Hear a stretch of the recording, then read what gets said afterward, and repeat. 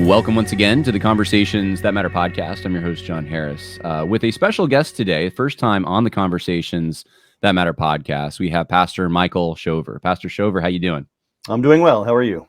Good. I appreciate you coming on. I appreciate you sharing about your experience. Why don't we play the clip, and then I'll get you to comment on it and introduce you more so people know who you are. But this is the infamous clip that people are talking about right now online. Here we go. Why is pedophilia wrong? I mean, all of you are supportive of LGBTQ and the plus You want pedophiles. You want to kill babies. You want to rape children. You want to support evil things. You have no standard of what is right and wrong. You have get the sign out of my face. Don't touch me! My body, my choice. Get out of my face. Get out of my face.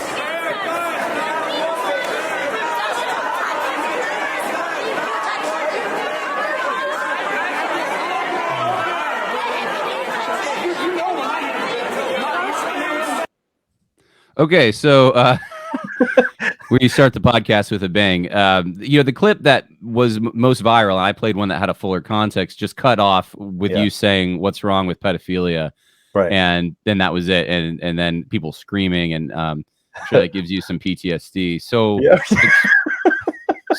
especially the expression of that one woman, that could be a meme. It's just get out of my face, and she's clearly in your face.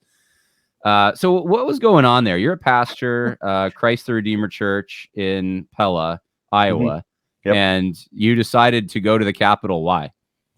Yeah. So a few years ago, the governor of Iowa, Kim Reynolds, signed into law what's called the Heartbeat Bill, which prevents abortion from happening after 6 weeks, right? Once a heartbeat is detected at 6 weeks. And it was overturned by, some judges or whatever. Well, now that Roe versus Wade has been overturned, she pushed it back again. It was signed back into law on Friday at the Family Leadership Summit where Tucker Carlson was at and everything. But she signed So on Tuesday, the House and the Senate of Iowa both passed it again. And so there were protesters there, pro-abortion advocates who were simply screeching about how they, can no longer murder babies whenever they want. So I went there with another family from church, and I got there, and I had been there maybe 5 minutes. And the time that I walked in and looked around, I saw a fellow minister who I'm friends with, Ray Simmons, who just wrote a really decent book recently called the Confessional County. He's a minister in Southwest Iowa. I saw him, grabbed his arm and said, "Hey, Ray, look at everything that's going on." And then I just kind of looked out, and just everybody's screaming and shouting and chanting, and trying to disrupt what's going on in the House of Representatives, where they're, talking about the bill and everything like that. And there was just kind of a lull in the screaming for about 2 seconds. And I didn't come there thinking that I was going to do this. I had no idea what I was going to do when I was there, other than just be a presence. But it was like the Spirit of God just rushed upon me, and I just yelled out, "Stop murdering babies!" And it boomed throughout the whole rotunda of the Capitol building, such that everybody just got really quiet. And they all did an about face and turned to me, and I shouted it again, "Stop murdering babies!" And that's when the demons start screeching, and they all just gathered around me into that crazy horde that you saw. And I was preaching at them, telling them to stop murdering babies, believe in Jesus Christ, repent of their sins, and all of that. And it was almost like a concentrated effort I don't know if if it was just like one person said it and the rest of them started picking it up, but I was wearing my clerical uniform. I had my clerical collar on, and so they started calling me a pedophile, because I guess the associations with With Catholic like Catholic priests. Yeah. right, and I'm as Protestant as can be, and uh, and so they were screaming it and screaming it and screaming it, and then eventually I just asked this one uh, I guess I don't want to say lady. She wasn't very ladylike, but she was definitely a female. And she said, I think there's another clip where you can see it kind of more from her angle, where she says, "Get your hands off me, or don't touch me." And I wasn't. I'll lock your pedophile ass up. And I just kind of chuckled at her, and then I tried to do kind of a Van Tillian, kind of run on them, and obviously don't don't try to use logic with a raging mob, but I just asked them, well, you keep calling me a pedophile. What is even wrong with pedophilia, right? All of you, and that's the point where they all started screeching. But I was trying to say, all of you support LGBTQ plus. The plus does refer to pedophilia. You all are actually in support of pedophiles. This is your whole thing. This is where it's all going. So why are you acting like you're against it when you actually are in support of it? So that was the one thing I was trying to say, is to show their inconsistency, but also, just follow the logic out a little bit further. What is wrong with pedophilia? Okay, well, it hurts and destroys children. Much like, I don't know, abortion, which murders the smallest and the littlest among us. The people who God has put to protect and defend the innocent are the ones who are murdering them, and so I was trying to also make them see that correlation, but again, you can't reason with a raging angry mob.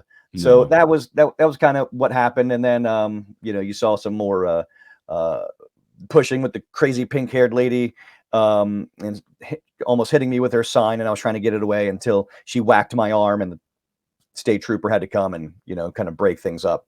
So the whole thing maybe lasted a minute and a half. I mean, it was like the longest minute and a half of my life. It was extremely intense, and I actually got like a kind of a high off the whole thing. I had never done anything like that. I preached to Christians every Sunday, so it was very interesting to just see the evil and kind of the demonic hatred for Christ, for life, and Jesus called the people of his day, the Pharisees. He says, you are of your father the devil, who was a murderer and a liar from the beginning, and that's what these people are. They follow in the same train as him. So did you think after that minute and a half was up that you would be online and in the news, people calling you pedophile pastor, because it's all over Twitter? Right. Yeah, no, I hadn't even thought about it. I mean, I kind of guessed, once the whole thing started happening and everybody started gathering around and cameras were pulled out and phones were pulled out and everything, I kind of figured that, people were recording, but yeah, I wasn't really thinking about, what are the potential consequences of me asking a rhetorical question. Right. Yeah, they took it as you're supportive when really you were trying to challenge them because they're supportive, and that's what you kept saying afterward. But when you cut the clip off at the point that a lot of the viral videos have cut it off, you don't know that that's what you followed it up with. So it's extremely dishonest. But this is something that I've focused on this podcast on a number of times. Obviously there's unequal weights and measures that get applied, even from, I think, sometimes our Christian brothers and sisters. They can even be lulled into accepting these unequal weights and measures, where anything on the left is kind of nuanced or looked at in a understandable light, even if we disagree, and then things on the right, even if it's slightly to the right, is seen in the worst possible light. It's must be proto-Nazism or something. And this is like, I don't know, a circumstance where like what you said, which was very understandable, has been twisted. It has been, people have run with it. I don't know if you've received, have you received encouragement from Christians as far as this goes, or has it been silence? No, I have many people in my denomination in the CREC have reached out to me, have been encouraging, have been an encouragement to me. I actually have tomorrow I have an interview with Cross Politic with Gabe Wrench, and so we'll be talking about it there. And I have some other positive interviews lined up too with people on our side. And yeah, people have reached out to me. It's my church family has been real supportive. You know, they're real proud of me for standing up and saying these things. And you know, the whole, if anybody who knows me and who knows what I've been up to the last couple years in my town would know that the claim that I'm a pedophile is so overly the top ridiculous. All right, I have been on the front lines in my town fighting against transgenderism. We had a public pool issue where, you know, a female who was quote unquote transitioning showed up at the pool and came topless, but you know, I think she put like, you know, duct tape or something on her breast to cover her nipples, and it was just like over the top. It scandalized a lot of people. You know, I don't live in a totally degenerate town. I live in a very predominantly conservative Christian town, which still very much exudes a lot of the old America, like what America used to be. Leftists are you know, trying really hard to take over, but I was there. I spoke against the city council for doing nothing about it. I've been confronted the city council again about the public library, where the librarians are trying to bring in all those, you know, pornography books essentially, and grooming our children with transgenderism and all this stuff. I've recently, just as two weeks ago now, I think 3 weeks ago, the ACLU of Iowa has issued kind of a statement to multiple towns in Iowa, trying to get the towns to reverse or change a zoning ordinance in order to allow drag shows to happen. I've met with the mayor. I personally spoke with him about these things. Right, I am 100% against like grooming children, allowing anything to ever happen to our children. Our church, in fact, preempting much of this stuff 5 years ago when I first came on board, we wrote a children's ministry policy. And if you don't mind, I would like to just read the introduction to Sure. it. You know, and I wrote this, and just I think it's really important. But it says, Christ the Redeemer Church believes that God created man in his image and likeness. As an image bearer, one of mankind's fundamental duties in life is to serve and protect the world that God made and all who are in it. We also believe that this calling to serve and protect has been made more urgent and necessary for us since the entrance of sin into the world. One of the worst sins that has plagued humanity has been the proclivity of some to prey upon young children and sexually abuse them. It is the intention of Christ the Redeemer Church to ensure that that never happens to any of the children in our church. At Christ the Redeemer Church, we take our responsibility to care for children very seriously, because we take the words of our Lord Jesus Christ very seriously, when he said, "Whoever causes one of these little ones who believe in me to stumble, it would be better for him if a great millstone were hung around his neck and he were thrown into the sea." Our Lord and Savior highly prizes and favors children, and he threatens great punishments for those who would seek to do them harm. Therefore, in seeking to please the Lord and to protect Christ's littlest ones, and to ensure that none of them will ever have cause to stumble as a result of the negligence of those who have been entrusted to serve and protect them, Christ the Redeemer Church has adopted the following children's ministry policy. These guidelines are intended to facilitate a safe and nurturing environment in which children can grow in their relationship with Jesus Christ. So we go through every year Ministry Safe is an organization that provides Yep. training to protect children, to provide training for how you can be on the lookout for groomers. We undergo this ministry safe training every year. I get a background check every year.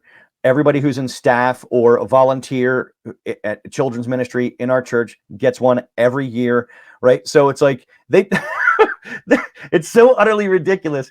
They picked like the worst possible guy to label as a pedophile. There is absolutely no chance that anything could ever be put on me. And so I just praise the Lord that all these things have been in place since the moment I got here. This is what we've been doing. This is everybody knows this. It's people who have no idea who we are, who want to, slander us because they hate Christ. That's right. Yeah, it's not about you ultimately, but Right. of course, this is something that when you start, and I think it's probably necessary that you, or at least it's helpful that you revealed some of this and let us into the inner workings of your church to say, hey, I have a long track record here. I care about kids. Everyone knows it. There's so many questions I have, but I think maybe first, I just have an observation based on what you're saying. So you're saying that that you've done all these things, you've taken all these measures. There's a long track record of proof. Yet, what I've often found, and I haven't seen it in your case yet, I suppose if I went on Twitter, I would, is people will look at that pile of evidence and they'll say, if they're on the left, that's further proof, right? So if you're, I mean, it's like the people that are in the interracial marriages are the worst racists, right? The people who are against homosexuality must be closet homosexuals. They always like twist it to say that that's actually an overcompensation because it's trying to, it shows an obsession that you have. Really, they're obsessed. They're projecting, but the people who adopt children from Africa are actually white supremacists. Right, the white supremacists who care for these children, right? Yeah, I mean, I've said before, I have like 4 friends. I could probably name them off but I'm not going to. Who have been accused of kinism publicly, and every single one of them is in an interracial marriage. And I just think it's the funniest thing to me because I'm just like you really picked the wrong guy to go after, but it doesn't seem to matter, right? Because it's all ideological. It doesn't, your actions in the real world don't seem to actually matter in these kinds of scenarios. And so I guess the question, I'm obviously making an observation, but here's the question for you leading up to this. So if that happens, if people's minds aren't changed, if you still have, I mean, I think this will blow over, but let's say that in some people's minds, you're permanently labeled this way, probably people you don't care about, like as far as like, you don't care what they think of you, but it's in the water and it'll come up every time you probably try to, as you just said, you're publicly involved. What do you think the right approach is to that? Because we have to think through the cancel culture stuff. It's in the water. It never goes away. People always bring up this charge. Like, how do you feel about that? What do you think should be done about that? Should you have to explain yourself every time this comes up? Like, what do you think Christians should do in a similar spot to the one you're in? Yeah, that's good, John. No, I do not think that it's necessary to address this issue every single time that it's going to be brought up. Jesus was accused of being right, a Samaritan and being born of inappropriate marriage or inappropriate sexual relations, right? He was accused of having a demon, and most of the time he never even really addressed the people's insults that they threw at him. He just moved on to the substance of the issue. So I don't find it necessary to have to engage with these people who are not arguing in good faith, right? Their whole point is just to malign, to falsify, to lie, steal, kill, destroy, like their father, the devil. There's no reason to argue with these people about those points. Let's talk about the substance of the issue, and that's how I think we need to move forward, because the people who will really hear it, right? Sons who Jesus called like sons of peace. you know, when he told his disciples, go out to the villages and start preaching the gospel. And if you are received, you know, if there's a son of peace there, they will receive you. But if you are not received, then, you know, let your peace, let your blessing, you know, come back to you. If there's sons of peace out there, if there's people who really want to know the truth, they will receive it. They will be willing to listen. They will be concerned about the truth. But those who are not of the truth, are not of Jesus Christ, and I have no concern to try to justify myself or vindicate myself to those types of people. They're going to believe whatever they're going to believe, no matter what's said. So let's just laugh about their nonsense. Yeah. Psalm 2, right? God's in the heaven, and he laughs at them.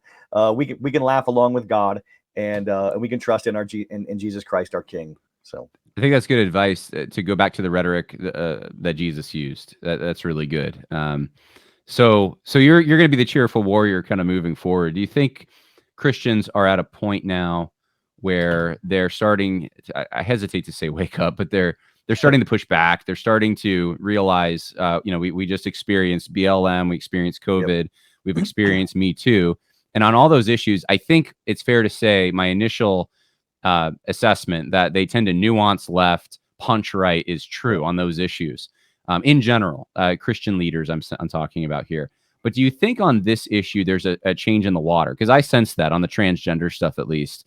And I mean, abortion's always kind of been Sure. an issue, at least since I've been alive. But with the transgender stuff, maybe even other issues are becoming that Christians are becoming more aggressive on those things. Do you sense that at all? I do, and it's not even just Christians, but it's sorry, you mean in arguing against it. Christians are more aggressive in right. Well, you're getting all this encouragement from people, right? And I don't think you would if you went, let's say, to a BLM march in 2020 and you said, you know, you're the racist, or you're, you know, or you're perverted, you're evil, you're whatever you wanted to say to oppose them. Sure. You would not have the support. I don't think people would come to your aid if you were accused of being a racist and then say, no, we know Pastor Michael Shover. Let's have him on the show.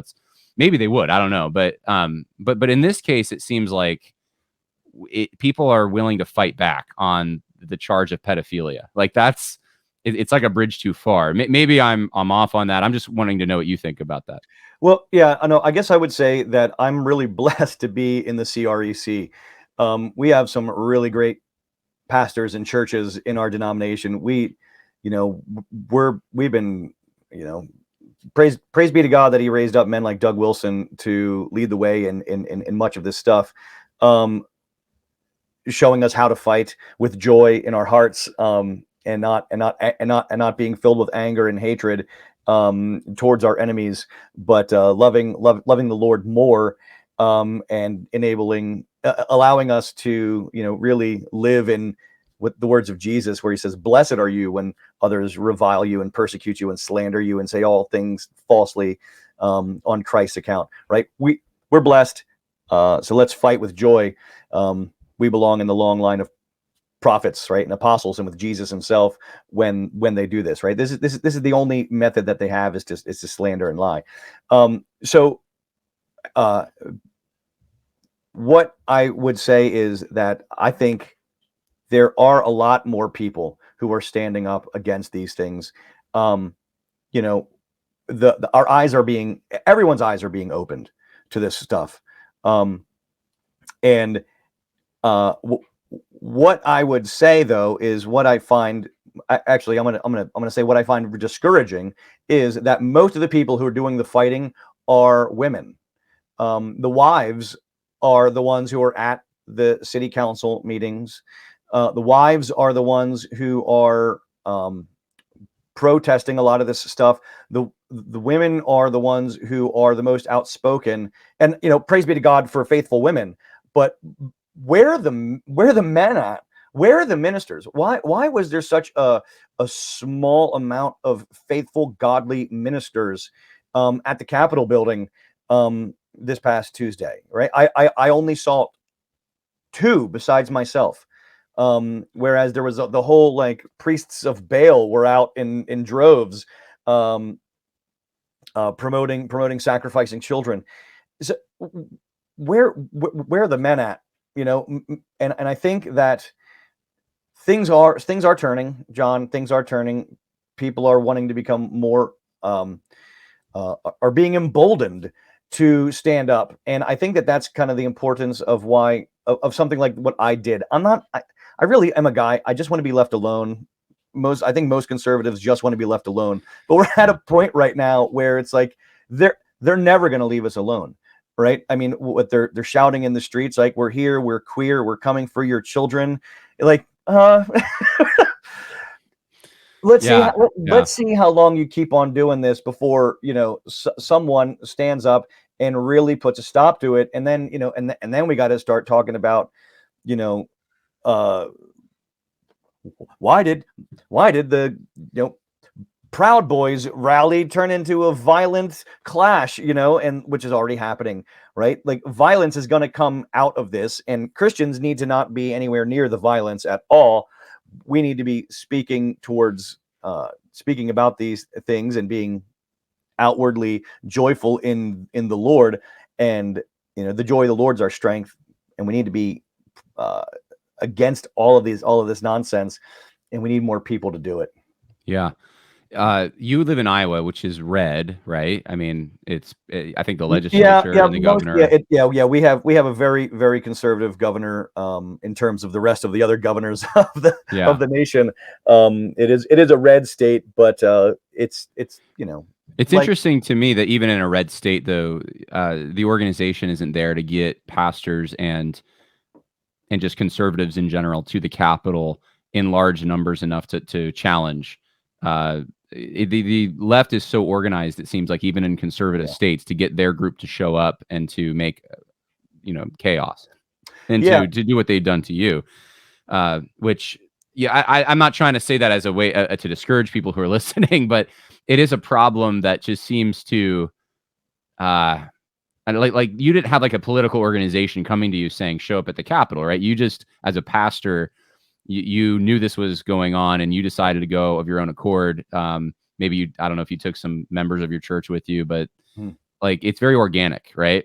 Right. And I don't know like what the solution there is for applying pressure, because that has to happen. We, as conservative Christians, we have to, or Christian conservatives, I should say, we have to be able to apply pressure to the political office, to the magistrate, to say, you're responsible before God. Yeah. And his law is important, and you will be held accountable. If we don't do that, then of course the mob is going to have an advantage, right? Yeah. So I don't know in Iowa what's around, but yeah. So actually, the Family Leader is an organization that is responsible for bringing together Iowan pastors to come to the Capitol building and trying to, you know, partner them up with different legislators, representatives, and senators in the state capitol. And I'm not officially a part of it yet. But I've met people this past weekend, on Friday, when I was at the Family Leadership Summit, where Tucker Carlson was, and a lot of presidential nominees were, where you know, Mike Pence just committed, I think, career suicide by saying that you know, yes, American cities being you know, just destroyed from within is not his concern, and he's more concerned about the 33 Abrams tanks that are going to go to Ukraine, whatever. But the Family Leader, it is very much involved, but it's involved in many ways in the behind the scenes sort of activity. They hold prayer meetings there, Bible studies there at the Capitol building. They are involved in, if not overt evangelism, but kind of, you know, behind the scenes, ministers encouraging and trying to provide godly, moral, spiritual guidance and counsel to representatives and senators. And I'll tell you, it's working, because we just passed the heartbeat bill, right, for the second time, right? So whereas the outward manifestation of the left is screaming and organized and and clanging, bells, and doing all their stuff. They are organized in that way. We have something great going on here in Iowa too, where we also are organized, but it's manifested chiefly in a different way. And from what I can tell, we're being very successful. Good. Well, that's good to hear. I do want to ask you, this is a little off topic, but the heartbeat bill there, I'm not in Iowa, but I know some people in Iowa, and it seems to be like on conservative side, maybe more the abolitionist types are against it. Sure. In a sense. I don't know if you're up on that debate, but I mean, is it a good bill? It sounds like at least it saves some babies, right? Well, sure. I mean, I have great sympathy for the abolitionist guys. I regularly in my YouTube feed, I see videos from what's his name, gentleman who's kind of the main guy, Hunter. What's his name? Russell. Russell. Hunter. Yeah. I have videos of him, talking to people about abortion, and I have great sympathy for the abolitionists. And on principally, yes, like I agree that we should absolutely have abortion should be made illegal from the moment of conception, right? Yes, and amen. There shouldn't be any exceptions. But I also do live in the real world, and I try to understand that incrementalism is a real thing. And in fact, at the Senate on Tuesday night, some of the people were decrying the fact that this heartbeat bill, that it's going to lead to a slippery slope, because now if abortion is restricted, because before it was restricted at 20 weeks, now it's restricted at 6 weeks. What's going to stop it from being restricted from the moment of conception? And what's going to get in vitro fertilization taken away? And what's going to stop it from getting all the exceptions taken away? And it's like, right, yeah, exactly, yes. That's the point. We're moving I would say I think the abortion Overton window is being shifted. And I would say it's probably a lot of it's being shifted because of the abolitionist guys, because of the work they're doing, but it's manifesting itself incrementally. Yeah. So, well, this is a bit of a white pill, meaning an encouraging word for people out there who see a lot of negativity around them, especially if they're in purple or blue areas, that there is some progress being made somewhere. And I know that your church has become, for just even some people I know, somewhat of a refuge. I know a gentleman who just moved from across half the, maybe a third of the way across the country, or so forth, to be at your church, to be living in your community. And it's interesting. This is happening all over the place. I know of a church in Kentucky that's like this. I know several places where people are moving to be around like-minded people. And so if people are interested in more of your work, they can go to redeemerpella.org or your blog, which is livinganddying.substack.com, and check it out. And any final words for us of encouragement or anything? Yeah. Well, again, I just wanted to thank you for having me on. My pleasure. I just want to encourage everybody that in times like this, what is needed is boldness. Cowards will not inherit the kingdom of heaven.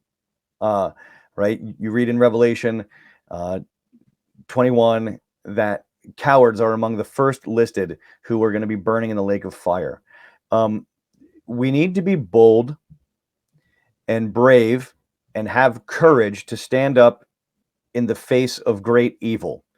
And so I know that people will probably are saying like, oh, well, I question, Chauver's tactics. Maybe he shouldn't have said that. Maybe he shouldn't have done this. Well, sure, maybe I shouldn't have. But the simple fact is I did. And people are attracted to that. The reason, going back to the thing that you just previously said, the reason that people are fleeing churches and states and are willing to move halfway across the country to move to other places is because they're looking for leaders, ministers who are going to take a stand and who are going to be willing to fight and going to lead the charge. That is what we've seen since COVID happened. Since COVID happened, is that a large portion of my church we received during COVID time, because they were fleeing from states where it was just getting crazy and people were and everything, and the ordinary Christian desperately wants ministers who have a backbone. And so I have a backbone. I'm going to stand up. I'm going to say things that are hard and difficult and that makes the left scream, because I want to be faithful to Jesus Christ. Find a church like that and find a minister who's going to go to the fire for you, and you and your family will be blessed. Yeah, well, thank you for your courage. Thank you for that example, and for just being willing to take some time out of your schedule to talk to us about it. So, again, people can go to redeemerpella.org, livinganddying.substack.com. Thank you, Pastor Schober. Thank you, John. God bless you. God bless.